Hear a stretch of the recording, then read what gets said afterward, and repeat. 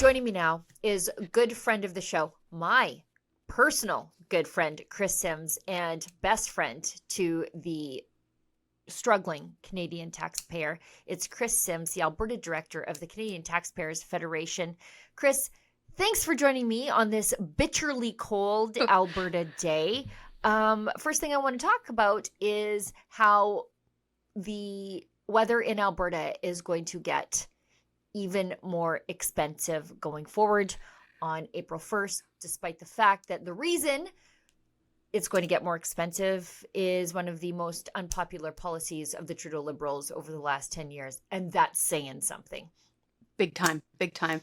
So I don't like using this word often because governments use it to manipulate people, but we're kind of in an emergency right now. If you like lower taxes, less waste, and smaller, more accountable government, and we're in an emergency right now because the mainstream media and the governing set, as I often call them, that usually live between Quebec and Windsor in that corridor, they are currently so distracted by the Trump tariffs that they are not paying close enough attention to what the heck is going on in Ottawa and also within the Liberal leadership race. So number one, you're right.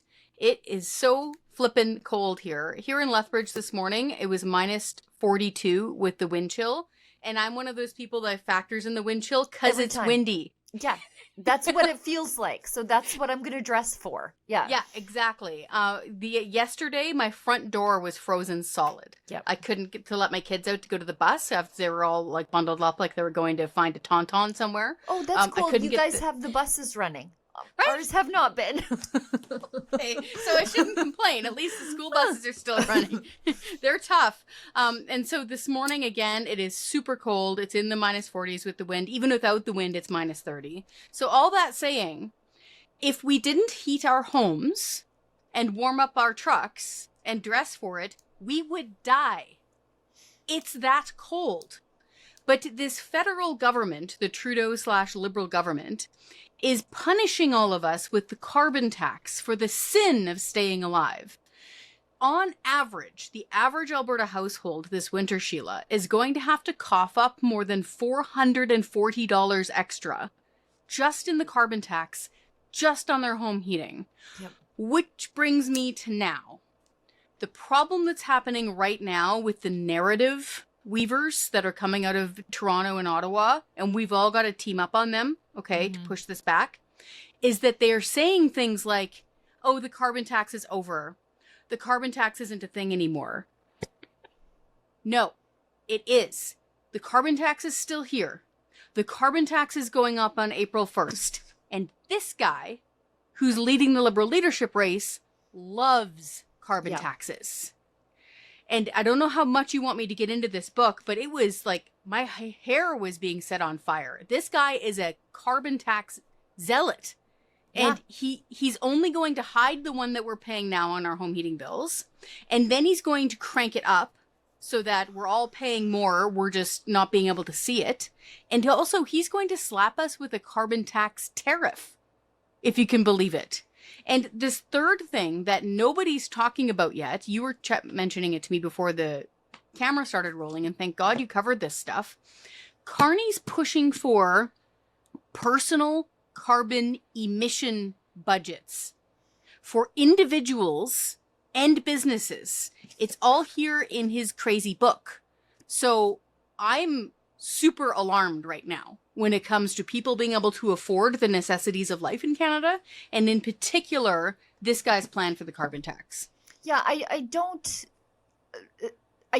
take his all of a sudden come to Jesus moment on consumer carbon taxes as even remotely sincere. I actually find it even less sincere than his honesty in his book or at his prior Senate committee appearances, because what he's doing now by saying, oh, we're getting rid of the consumer carbon tax. Oh, okay. So you're going to hide it in upstream emissions at the source, which only gets passed down to the consumer. They just don't get the courtesy of being able to read it on their gas bill anymore. It'll be hidden like the carbon tax is on your milk or on your clothes or on anything that needs to be grown. So on your food at the grocery store, anything that needs to be transported, you currently have that carbon tax hidden there because it's added at every point of the supply chain. Carney's solution to the fact that you're looking at your gas bill and saying, oh, I only paid $50 in gas, but why the hell do I have $120 in carbon tax here? He's going to make sure that you don't even have that clarity so that you can hold the people forcing it on you responsible. He's going to hide it upstream. Nailed it. So right now, if we go to the gas station and we fill up our pickup truck, okay, and it costs us right now over $20 extra in the carbon tax. As of April 1st, no fooling, it'll be about $25 extra. You need to do the math for that, okay? So when you get your receipt spat out of the machine or whatever, typically, maybe some pumps do, but typically it does not show you the carbon tax charge. You need to do some backwards calculations there. But to this point, the current carbon tax, as it exists right now in time and space with the Trudeau government, the rates are on the government website. You can just Google it, carbon tax by fuel type, and look down, see how much it is, do the math. So you can figure out, okay, right now the carbon tax is 18 cents per liter. My pickup truck holds about 120 liters. Per fill up, we do the math. That's how we're able to calculate this stuff. And you're right, on a home heating bill, or here in Alberta where our energy, our power, our lights stay on because of natural gas, okay? We do usually see it broken down on the bill, and that's, to your point, that's when it gets disgusting. Because we'll see that we've used $50 worth of natural gas, and we're getting about $100 extra with the carbon tax. Carney doesn't like that, okay? That's his only problem with the carbon tax. And he said so. See it.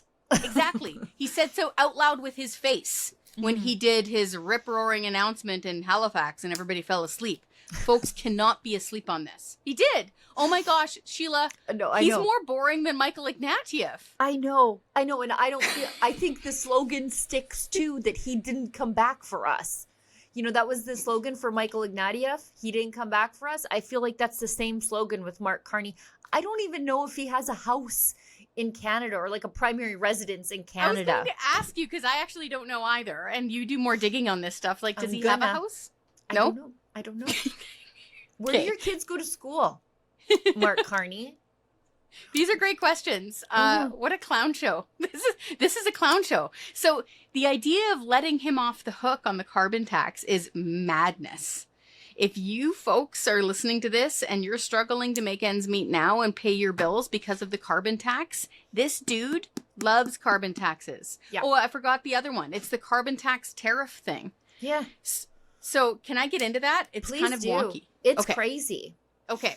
So I've had this explained to me by smarty pants like Franco, who has 2 degrees, including an economics degree, although he doesn't like me telling people that, so keep it a secret. So he explained this to me.